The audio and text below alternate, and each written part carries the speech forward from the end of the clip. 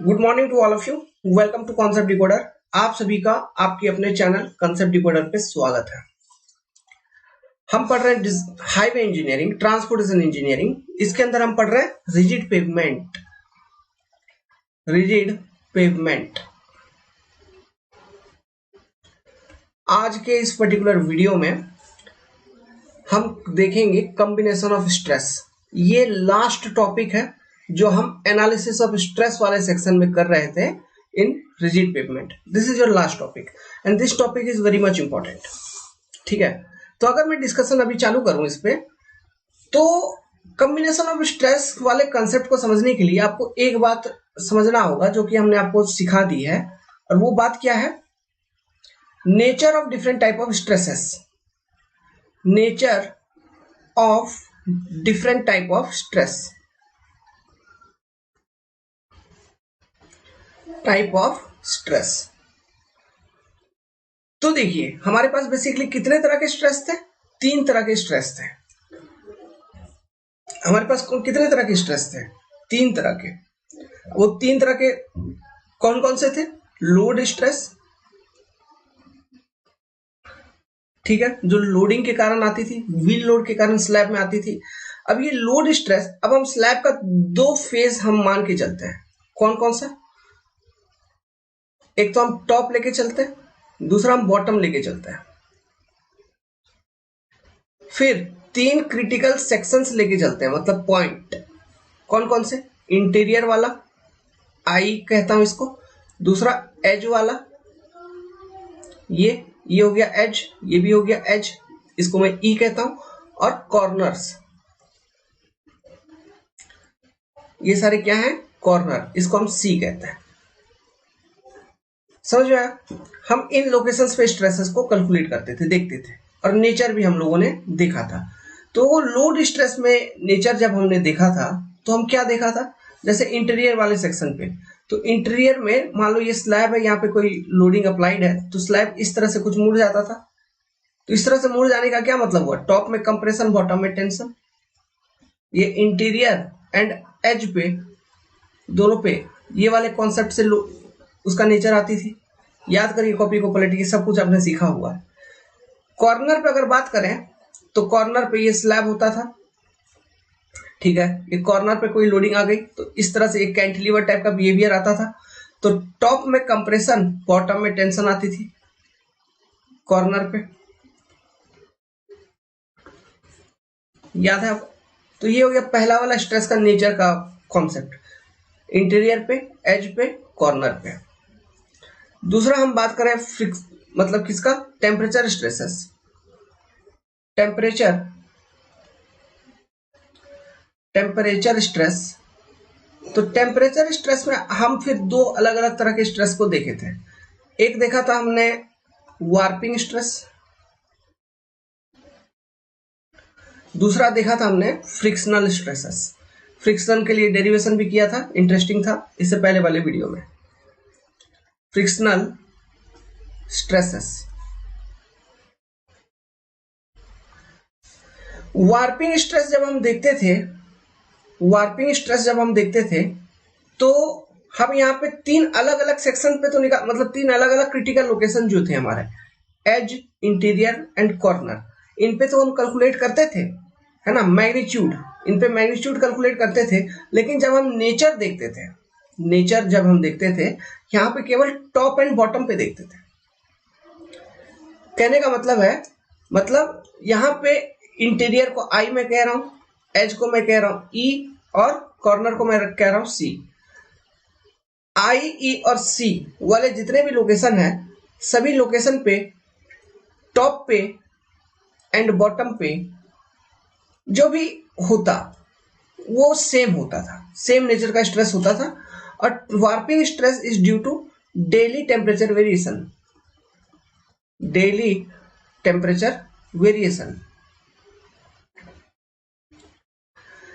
ये जो frictional stress थी, है ना, अब इसमें हमको टॉप बॉटम फिर देखने का जरूरत नहीं पड़ता था। इसमें स्लैब में कंप्लीटली एक स्ट्रेस इंड्यूस होती थी, या फिर टेंशन या फिर पूरे स्लैब में कंप्रेशन।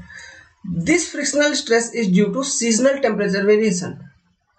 Seasonal temperature variation. मतलब यहाँ पे जो टेम्परेचर वेरिएशन है ये हम डे एंड नाइट में सीन अलग अलग हो जाती थी, डे एंड नाइट में सीन सिनेरियो एकदम चेंज हो जाती थी। लेकिन फ्रिक्शनल स्ट्रेस के केस में समर एंड विंटर के केस में सीजन मतलब सीन अलग अलग हो जाती थी, समर एंड विंटर। एक शॉर्टकट मैंने आपको बताया था टेम्परेचर स्ट्रेसेस के कारण हाईवे में स्लैब के अंदर नेचर याद रखने को। क्या था वो शॉर्टकट? मैंने ये आपको समझाया था कि जहां जहां टेम्परेचर बढ़ गई है, जहां जहां टेम्परेचर बढ़ गई है, जब भी टेम्परेचर बढ़ गई है ऐसा अगर आपको अंदाजा लगे तो वहां पे आंख बंद करके कंप्रेसिव नेचर का स्ट्रेस लगा दीजिएगा। और जहां जहां टेम्परेचर रिड्यूस हो गई है, ऐसा जब आपको अंदाजा लगे स्लैब में, चाहे वो समर में या चाहे वो डे या नाइट, जब भी जहां जहां टेम्परेचर रिड्यूस हो गई है मतलब फ्री कॉन्ट्रैक्शन होना है। अब उस कॉन्ट्रैक्शन को रजिस्ट करेगा मतलब टेंसाइल, वहां टेंसाइल नेचर का स्ट्रेस लगा देना है। समझ गए? जहां जहां और जब जब टेम्परेचर बढ़ गई है कंप्रेसिव नेचर का स्ट्रेस, जहां जहां जब जब टेम्परेचर घट गई है टेंसाइल नेचर की stresses. This is your logic. इतना याद रखिएगा तो इसका जितने भी नेचर है सब दिमाग में आपको ऑटोमेटिकली आने लगेगा। सोचो ना, सोचो वार्पिंग स्ट्रेस के केस में, सोचो वार्पिंग स्ट्रेस के केस में सोचो, ये स्लैब है, डे टाइम पे क्या हुआ था, टॉप सरफेस गर्म हो गया था एज कंपेयर टू बॉटम, है ना। मतलब ये टॉप जो है, टॉप और ये बॉटम, टॉप में ज्यादा हीट बॉटम में कम, तो टॉप का टेम्परेचर ज्यादा बॉटम का टेम्परेचर कम। तो चूंकि अभी मैंने आपको बोला जहां टेम्परेचर बढ़ गई है वहां स्ट्रेस जो इंड्यूस होगा कंप्रेसिव, और बॉटम में टेंसाइल हो गया डे में। सेम नाइट टाइम में क्या हुआ, ये यही वो स्लैब है, टॉप में टेम्परेचर कम गई, बॉटम में टेम्परेचर बढ़ गई। नाइट में यही हुआ है ना, टॉप में टेम्परेचर कम गया, बॉटम में टेम्परेचर बढ़ गया। एक्चुअली क्या है, अब ये जो नाइट टाइम में ऐसा सीन हो रहा है वो बेसिकली क्यों हो रहा है, टेम्परेचर उतना जल्दी ये डिक्रीज नहीं कर पाता। मतलब पूरा स्लैब गर्म हुआ है दिन भर में तो इंस्टेंटली सडनली टेम्परेचर इसका डिक्रीज नहीं होगा ना, ऊपर से धीरे धीरे टेम्परेचर रिड्यूस होना शुरू होगा। ऐसे कंडीशन में रिड्यूस होते होते एक टाइम ऐसा आएगा कि ऊपर का टेम्परेचर बहुत कम हो जाता है, डिक्रीज हो जाता है in respect of bottom temperature of this slab.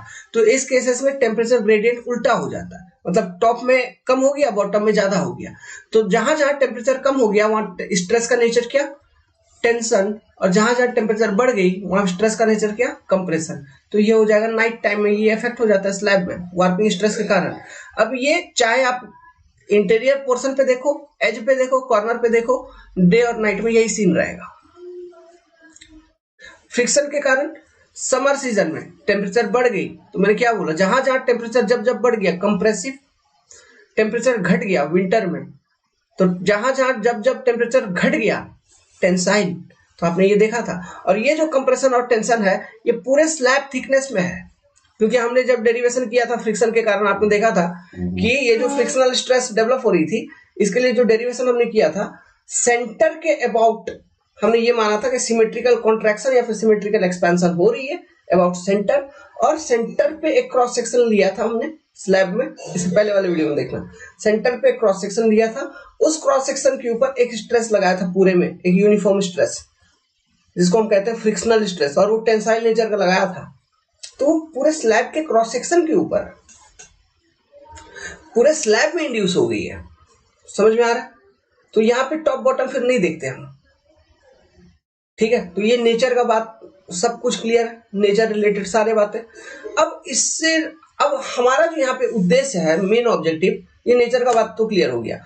दूसरा ये ऑब्जेक्टिव ये है इस कॉम्बिनेशन को समझने के लिए, यहाँ से क्वेश्चंस को आंसर करने के लिए, वो ये है कि देखो हमने पहले स्टार्टिंग वाले वीडियो क्लास में आपको समझाया था कि कंप्रेसिव स्ट्रेसेस के लिए कंक्रीट पहले से ही सेफ है, उसके लिए हमें कुछ करने की जरूरत नहीं है। मेन दिक्कत किधर फंसती है, मेन दिक्कत फंसती है जब कंक्रीट में टेंशन आना शुरू हो जाता है, क्योंकि उसी के कारण दी क्रैक फॉर्मेशन, मतलब क्रैक की डेवलपमेंट हो सकती है, पॉसिबिलिटी ऑफ क्रैक फॉर्मेशन आपके कंक्रीट में ड्यू टू टेंसाइल स्ट्रेसेस होंगे। क्यों? बिकॉज कंक्रीट पहले से पोरस है, वॉइड है उसमें, है ना, तो पहले से कंक्रीट टूटा हुआ है, उस पर टेंसाइल लगा दोगे तो और टूट जाएगा, उसमें क्या है। लेकिन वॉइड है पहले से ही, अब दोनों बगल से दाबोगे तो स्पेस है, तो स्पेस धीरे धीरे और कॉम्पैक्ट होगी, तो उल्टा उसका स्ट्रेंथ और बढ़ेगा, घटेगा नहीं। लेकिन क्रैक डेवलपमेंट हो जाएगी जब टेंसाइल नेचर की स्ट्रेस आएंगे। तो जो मेरा क्रिटिकल कॉम्बिनेशन हमेशा होगा वो क्या होगा? जब हमको मैक्सिमम टेंशन मिल रहा हो। तो हमें यही चीज पता लगानी है कि स्लैब के अंदर, मतलब पेवमेंट के अंदर, मैक्सिमम टेंसाइल स्ट्रेसेस कौन से टाइम पे, डे में या नाइट में, कौन सा सीजन में, समर में या विंटर में, कब डेवलप हो रहा है, वो कॉम्बिनेशन का पता लगाना है। एक तो इस तरह के क्वेश्चन देंगे कि वो what is your worst possible combination, एक क्वेश्चन ये। दूसरा क्वेश्चन ये देगा, ये जो अभी एक टेबल हम बनाने जा रहे हैं, आपको समझाएंगे कैसे कैलकुलेट किया जाता है, क्या किया जाता है, सब कुछ समझाएंगे आपको। लेकिन बेसिक समझो बैकग्राउंड कि क्वेश्चन किस तरह का फ्रेम हो सकता है।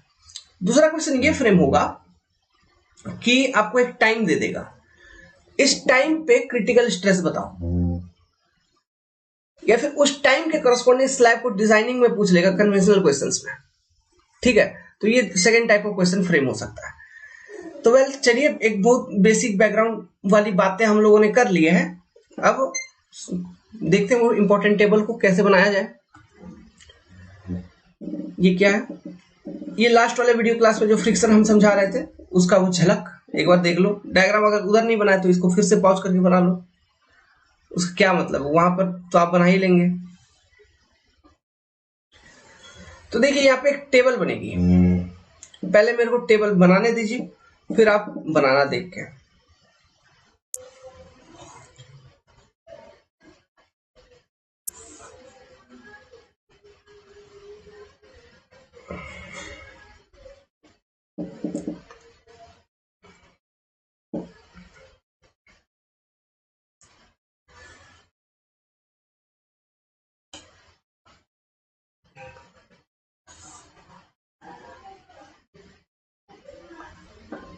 देखिए सबसे पहले हम यहाँ पे लिखेंगे क्या? पोजीशन ऑफ लोड,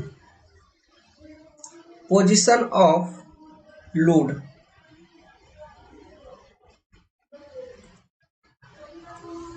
तो लोड के कौन कौन से पोजीशन है, टेबल को देखना कैसे बना रहा हूं वो इंपॉर्टेंट है, ये ध्यान लेते चलना।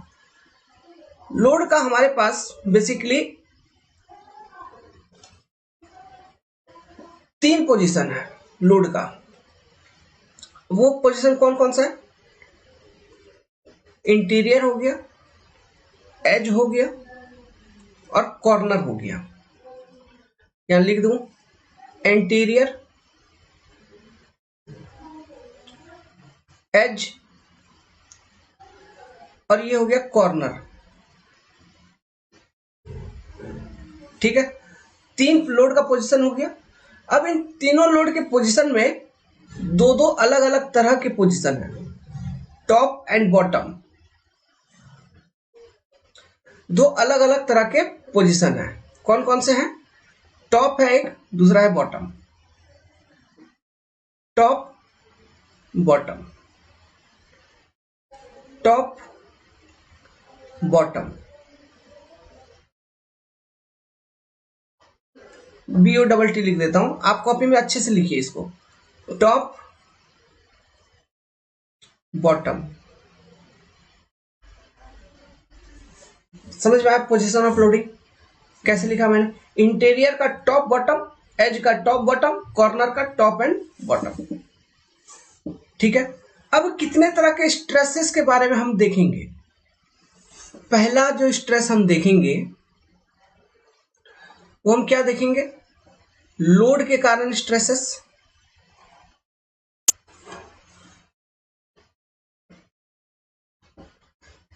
Load stresses, load stress. ठीक है, लोड स्ट्रेस जो है वो तो आपका टॉप एंड बॉटम पे आप देखोगे। ओके, तो इसके इस टेबल को कंप्लीट कर लेते हैं, यहां पे इधर तक कंप्लीट कर लो।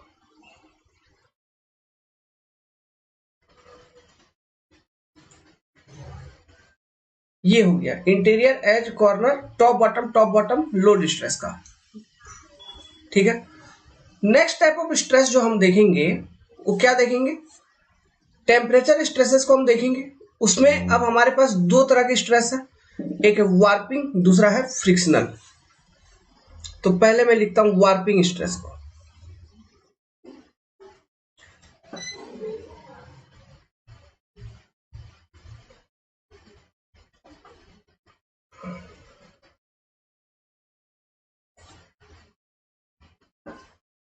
देखिए ये क्यों बनाया है सब समझ में आएगा धीरे धीरे। Warping stress, warping stress, warping stress का जो वेरिएशन होता है वो डे एंड नाइट में होती है आपका टॉप एंड बॉटम पे अलग अलग। तो यहां पे मैंने डे और नाइट दिखा दिया। अच्छा ये ब्लैक से बना रहे तो अपन ब्लैक से ही बनाते हैं, ज्यादा अच्छा रहेगा।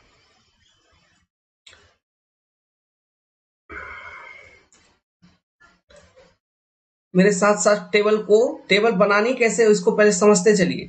और ये टेबल आपके लिए बहुत इंपॉर्टेंट है, एग्जामिनेशन में बहुत सारे क्वेश्चंस आएंगे।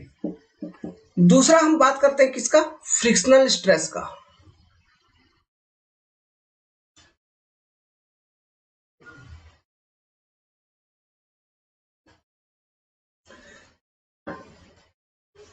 यहां पे लिख देता हूं फ्रिक्शनल स्ट्रेस। फ्रिक्शनल स्ट्रेस की जो वेरिएशन होती है, यहां पे हम टॉप एंड बॉटम को फिर नहीं देखते। यहां पे हम टॉप बॉटम को नहीं देखते। ठीक है, टॉप बॉटम सेंटर या फिर मतलब इंटीरियर एज एंड कॉर्नर को भी नहीं देखते। हर जगह एक जैसा होता है। यहां पे हम क्या देखते हैं, यहां पे हम देखते हैं आपका समर या फिर विंटर, समर एंड विंटर। हम दो सीजन्स देखते हैं, दो चीजें देखते हैं, समर या फिर विंटर, क्योंकि ये लॉन्ग टर्म के वेरिएशन के कारण ये होती है। फिर लास्ट वाले कॉलम में लिखिए वर्स्ट पॉसिबल कॉम्बिनेशन, मतलब बुरा से बुरा क्या कॉम्बिनेशन पॉसिबल है, वर्स्ट पॉसिबल कॉम्बिनेशन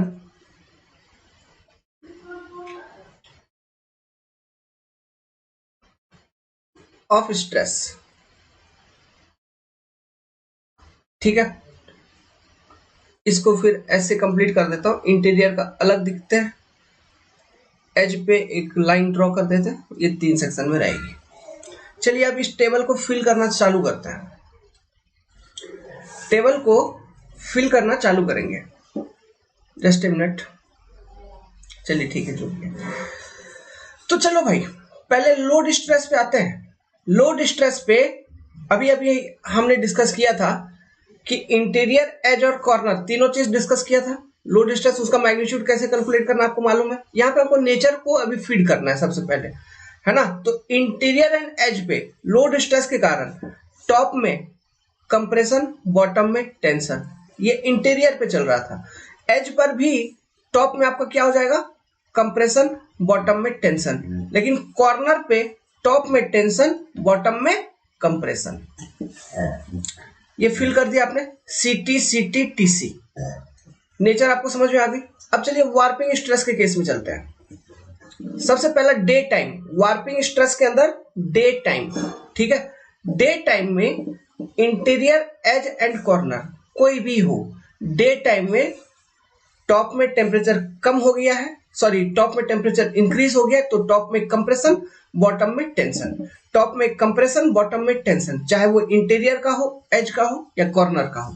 तो सीटी सीटी का पैटर्न ये फॉलो करके रखेगा, सीटी कंप्रेशन, बॉटम में टेंशन। क्योंकि कंप्रेशन का जहां टेम्परेचर बढ़ गई है वहां कंप्रेशन, जहां टेम्परेचर डिक्रीज हो गई है वहां टेंशन। तो टॉप में टेम्परेचर बढ़ गया तो वहां कंप्रेशन, बॉटम में टेंशन, सॉरी बॉटम में क्या बोल दिया मैंने, टॉप में टेम्परेचर बढ़ गया है तो वहां कंप्रेशन बिल्कुल, बॉटम में टेम्परेचर कम हो गई है तो वहां टेंशन। तो सीटी सीटी का कॉम्बिनेशन चलता रहेगा। नाइट टाइम में जस्ट इसका उल्टा, स्लैब टॉप में टेम्परेचर कम हो गई तो टेंशन, बॉटम में टेम्परेचर बढ़ गई है तो कंप्रेशन। तो टीसी टीसी टीसी समझ में आया कैसे लिख रहा हूं, टेबल को कंप्लीट कैसे कर रहा हूं। अब चलते हैं फ्रिक्शनल स्ट्रेस के ऊपर। समर सीजन में फ्रिक्शनल स्ट्रेस, यहां पे हमको इंटीरियर टॉप बॉटम अभी कुछ नहीं देखना है ना। समर सीजन में फ्रिक्शनल स्ट्रेस क्या होगा, टेम्परेचर बढ़ गई है तो कंप्रेशन, तो सभी में compression compression compression compression compression compression. Winter season में frictional stress tension tension tension tension tension tension. समझ गए, टेबल कंप्लीट हो रहा है, इस तरह से कंप्लीट कर लोगे टेबल को। अब एक चीज ध्यान दो, बात जरा सोचो मेरे प्यारे प्यारे भाइयों, मैंने फ्रिक्शनल स्ट्रेस के बारे में, फ्रिक्शनल स्ट्रेस कैसे एसएफ लिखा था ना, एसएफ फ्रिक्शनल स्ट्रेस के बारे में एक चीज बताया था कि ये लेंथ के ऊपर डिपेंड करती है, इससे पहले वाले क्लास में ही बताया था, it depends on length of the slab, length के अलोंग ये वेरी करता है। तो कॉर्नर पे मैंने बताया था कि फ्रिक्शनल स्ट्रेस 0 होता है, तो ना समर में फ्रिक्शनल स्ट्रेस होगा कॉर्नर पे, ना विंटर में होगा, उसका मैग्नीट्यूड क्या होगा, हमेशा 0। तो वो 4 मैंने 0 कर दिया फ्रिक्शन के केस में। समझ में आ रहा, ठीक है। तो अब हमको वर्स्ट पॉसिबल कॉम्बिनेशन बनानी है, वर्स्ट पॉसिबल कॉम्बिनेशन। तो वर्स्ट पॉसिबल कॉम्बिनेशन के लिए नेचर जरा ध्यान में रखो। जो कंप्रेसिव होता है ना, कंप्रेसिव स्ट्रेस, इसको यहां पे हम नेगेटिव लेके चलते हैं, और टेंसाइल स्ट्रेस को, ये साइन कन्वेंशन है, पॉजिटिव लेके चलते हैं। अब इसको पॉजिटिव उसको नेगेटिव लेने का तात्पर्य यही है क्योंकि हमको यहाँ पे टेंशन से डर है, हमको टेंशन मेनली निकालनी है, मतलब टोटल नेट टेंसाइल स्ट्रेस कितना आ रहा है ना, इसलिए मैं उसको टेंसाइल को पॉजिटिव लेके चलता हूँ, कंप्रेशन को नेगेटिव, क्योंकि क्रैक यहाँ कंक्रीट पे टेंशन के कारण ही होगा। तो मेरे को ये बताओ अब इस टेबल को देख के थोड़ा अच्छे से गौर करके कि इंटीरियर में सबसे ज्यादा क्रिटिकल स्ट्रेस कब आएगा। इंटीरियर में देखिए, लोड स्ट्रेस बॉटम में, इंटीरियर में लोड स्ट्रेस बॉटम में टेंसाइल नेचर का हो रहा है लोडिंग के कारण। अब वार्पिंग इफेक्ट पे चले तो डे टाइम में बॉटम में फिर टेंशन आ जा रही है इंटीरियर सेक्शन पे। फ्रिक्शन का बात करें तो विंटर सीजन में इंटीरियर आती है, सॉरी टेंशन आती है। तो यहां पे अगर क्रिटिकल स्ट्रेस कॉम्बिनेशन में बताऊं तो मैं ये लिख सकता हूं एस क्रिटिकल, यहां पे worst possible combination S critical will be equal to S interior, ठीक है, वो भी कहां बॉटम पे होगा ये, ठीक है, S interior plus S T I plus S T या फिर S F, direct S F add कर दीजिए, ठीक है। अब ये एस टी आई मतलब इंटीरियर पे मैग्नीट्यूड निकालना आपको मालूम है, लोड स्ट्रेस के कारण इंटीरियर सेक्शन पे कैसे मैग्नीट्यूड निकालेंगे ये मालूम है, वार्पिंग स्ट्रेस के कारण इंटीरियर पे कैसे मैग्नीट्यूड निकालेंगे ये हमको मालूम है, फ्रिक्शनल स्ट्रेस तो इससे पहले वाले वीडियो क्लास में डिराइव ही किया था, ठीक है, वो भी आपको मालूम। तो इन तीनों को जोड़ देंगे तो उतना का टेंसाइल स्ट्रेस आ रहा है, तो वो होगा आपका वर्स्ट पॉसिबल कॉम्बिनेशन। अब ये कब आ रहा है और कहां आ रहा है, ये आ रहा है आपका बॉटम पे, कहां आ रहा है बॉटम पे आ रहा है ना। टाइम क्या, अगर मैं आपसे पूछूं कि तो कहां आ रहा है, ये आपने पूछा टाइम क्या, कब आ रहा है, तो आप ये बोलोगे कि कोई पेवमेंट है, इसके ऊपर जब गाड़ी चलेगी, ठीक है, तो दिन के समय, विंटर के सीजन में, दिन के समय ठंडी के सीजन में, मतलब अभी जो टाइमिंग चल रहा है, तो दिन में जब गाड़ी चल रही होगी ना रिजिड पेवमेंट के ऊपर, तब आपका worst possible combination of stress बन रही होगी बॉटम में। समझ में आया, क्योंकि इसी केस में देखो ना, इंटीरियर के केस में आप टॉप पे देखो क्या हो रहा है, आपका वर्स्ट पॉसिबल कॉम्बिनेशन बन रहा है क्या? मैक्सिमम टेंसाइल स्ट्रेस आ रही है क्या? नहीं आ रही है। मैक्सिमम टेंसाइल स्ट्रेस यहाँ पे इंटीरियर पे कब आ रही है? दिन के समय जब गाड़ी चलती है, टेबल से बोल रहा हूं सब कुछ देखना, दिन के समय टेंशन, दिन के समय आ गई, लोड स्ट्रेस बॉटम में tension and frictional stress winter में टेंशन। तो दिन के समय जब गाड़ी चलेगी विंटर के सीजन में, तो worst possible combination of stress यहाँ पे बनेगी। ये एग्जाम में पूछेंगे आपसे। नेक्स्ट दूसरा फाइंड आउट करो। एज पे चलो, एज पे कब आएगा?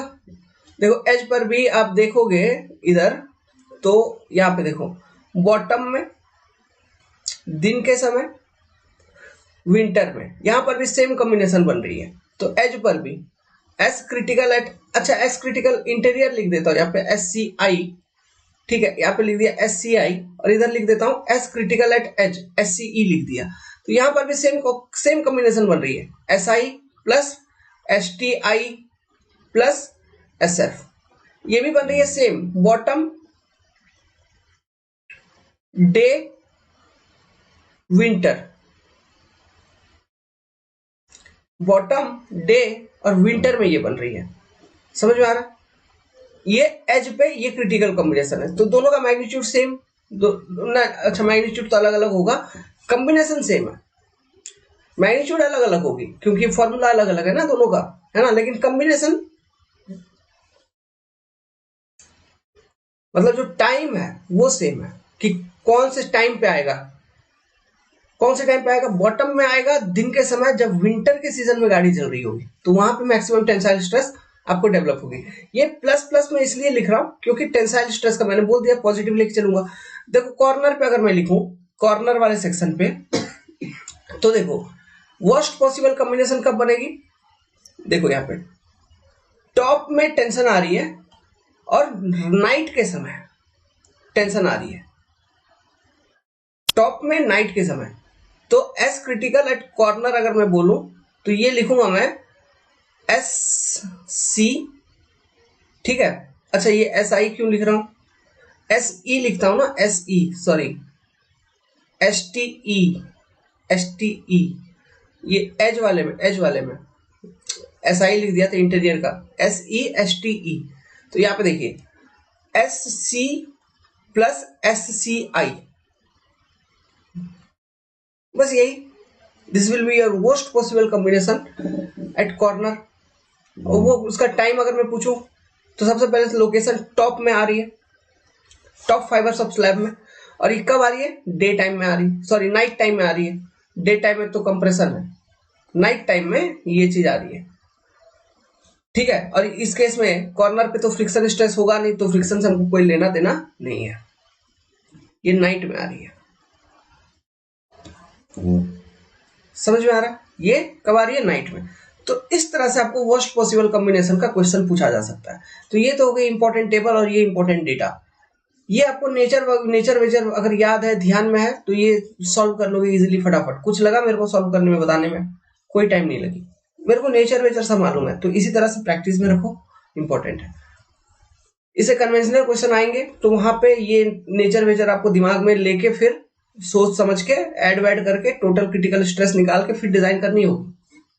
एक तो वो बात है, वो डायरेक्ट पूछेंगे क्रिटिकल स्ट्रेस का वैल्यू, या फिर किसी एक पर्टिकुलर टाइम के करस्पॉन्डिंग। जैसा कि अगर मैं पूछूं आपसे, एक टाइम पूछता हूं, मैं ये पूछता हूं कि मेरे को बताओ कि what will be the total stress, है ना, on this slab eight top fibre eight top, okay, during night time in summer season. मैं क्या पूछा? टॉप पे पूछा एट इंटीरियर, सबसे पहले तो जान लो एट इंटीरियर, मैं पूछ रहा हूं एट इंटीरियर, टॉप पे पूछ रहा हूं, नाइट टाइम में पूछ रहा हूं, समर सीजन में पूछ रहा हूं। तो यहां पे देखो मैं क्या लिखूंगा, मैं लिखूंगा एस इंटीरियर, सबसे पहले एस इंटीरियर। अब टॉप पे मैं पूछ रहा हूं चूंकि, तो टॉप पे देखो इंटीरियर कंप्रेसिव नेचर का है, ये कंप्रेसिव नेचर का है, तो इसके पीछे आगे माइनस लगा दूंगा मैं, इसके आगे माइनस लगा दूंगा, माइनस एस आई। फिर मैं पूछ रहा हूं नाइट के समय वार्पिंग स्ट्रेस का, तो पॉजिटिव है, तो प्लस एस TI, फिर मैं पूछ रहा हूं समर में, तो समर में भी देखिए कंप्रेसिव नेचर का है फ्रिक्शनल स्ट्रेस, तो माइनस SF, तो लगा दिया माइनस SF, तो ये हो जाएगा टोटल स्ट्रेस की मैग्नीट्यूड। समझ में आ रहा है? अब ये नेट स्ट्रेस को सॉल्व करोगे, जब नेट मैग्नीट्यूड निकालोगे और वो नेगेटिव में आ गया मतलब उतना का कंप्रेसिव है, हमको डरने का जरूरत नहीं है। अगर टेंशन में आ गया थोड़ा सा भी तो हमको डर लगेगा, we have to fear. Clear है? तो इस तरह से कोई एक टाइमिंग देके आपसे स्ट्रेस की मैग्नीट्यूड पूछ सकते हैं, स्ट्रेस की वैल्यू, या फिर ये वर्स्ट पॉसिबल कॉम्बिनेशन जो मैंने बताया आपको ये पूछा जा सकता है। मतलब इस टेबल का हर एक डायमेंशन से कहीं से भी क्वेश्चन आ सकते हैं आपको। So this table is very much important. ठीक है, तो इसमें आपसे यही पूछा जाता है, इसमें और कुछ पूछा नहीं जाता। तो इसको मैं क्या लिखूंगा, इसको मैं लिखूंगा ये इक्वल टू कहां पर है, S interior SI eight top, SIT लिख दूंगा, SIT S इंटीरियर टॉप पे। ठीक है, और कुछ डिफाइन करना है इसको तो लिख दो। हम पूछे थे कब, नाइट टाइम समर में पूछे थे, नाइट समर। एक्चुअली यहाँ पे स्पेस की कमी है, इसलिए थोड़ा सा मैं नहीं चाहता कि आप दूसरे पेज पे जाऊं, क्योंकि ये टेबल यहीं पर है तो आपको टेबल यहीं पे दिख रही है। तो होप कि आपको ये टेबल समझ में आई, स्ट्रेस की कॉम्बिनेशन कैसे बनानी है ये समझ में आई। वीडियो आप लाइक भी कर रहे हैं, कमेंट भी कर रहे हैं। वेल, अपना सिविल इंजीनियरिंग का फाउंडेशन बैच स्टार्ट है।